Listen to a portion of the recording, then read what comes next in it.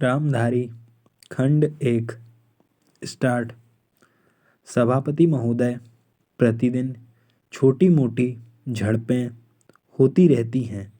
हमारी फौजें बड़े उत्साह से उनके मुकाबले में खड़ी है। उनके हौसले बहुत ऊंचे हैं, लेकिन हमारी सरकार का भी यह कर्तव्य है कि उनके हौसलों को कभी गिरने ना दें। उन्हें हर तरह की सुविधा प्रदान की जाए जिससे उनका आत्मविश्वास बढ़े। मैं मंत्री महोदय से अनुरोध करूंगा कि सरकार अपनी नीतियों के प्रचार का काम ठीक प्रकार से अपनी फौजों से करे। उनको अच्छे अच्छे हथियार दे।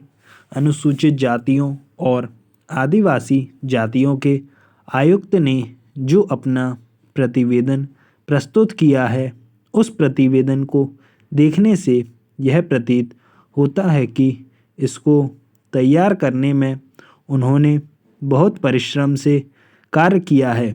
इसके लिए मैं उनको और उनके सहयोगियों को धन्यवाद देता हूँ, परंतु साथ ही साथ इस प्रतिवेदन के संबंध में कुछ आवश्यक निवेदन भी करना चाहता हूँ।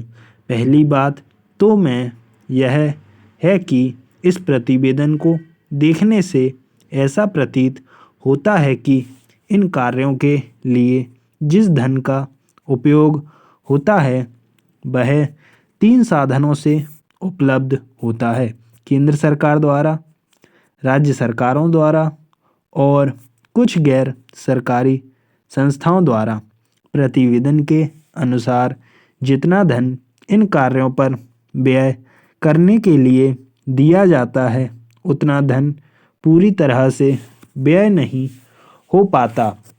मैं यह नहीं कह सकता कि आवश्यकता से अधिक धन दिया जाता है या कार्यकर्ताओं को वह धन प्राप्त ही नहीं होता, जिसके कारण से वह बिना खर्च हुए बच जाता है। मैं तो यह चाहता हूँ कि जितना धन दिया जाता है उसका पूरा उपयोग हो और आयुक्त को यह ना कहना पड़े कि इस कार्य के लिए जितने धन की आवश्यकता थी उतना धन नहीं मिल पाया और विवश होकर हमको उस कार्य को बीच में ही रोकना पड़ा।